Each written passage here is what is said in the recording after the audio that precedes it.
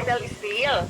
And under the Cybercrime Prevention Act, tinitreat to as special form of libel committed through a computer system. And ito yung online version ng libel under the Revised Penal Code, Article 355. Pero mas mabigat yung kaparusahan kapag ginamitan natin ng internet o ng electronic device, mas mabilis kumalat.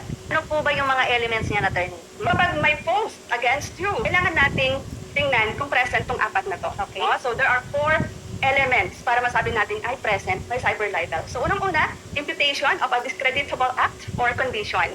Dapat may sinabi sa post na pag-aakusa ng isang bagay na nakakabawas sa reputation ng isang tao. Halimbawa, tinawag mong bet ka yung isang babae. Nilagay mo yung kanyang picture. O bet ka si Miss XXX. No, pinangalanan mo. Meron ng imputation of a discreditable act or condition na makakasira sa kanyang pagkatao. Totoo man yan or hindi. Second, titingnan natin, meron bang publication? Nakita ba to ng third person or third party? So, hindi lang siya private chat na sinabihan mo, hoy, isang bet ka.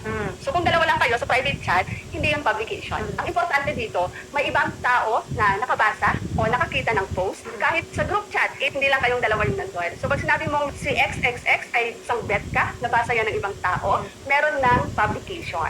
Pangatlo, na-identify ba yung taong tinutukoy? So, kung nilagay mo yung picture, of course, na-identify na siya.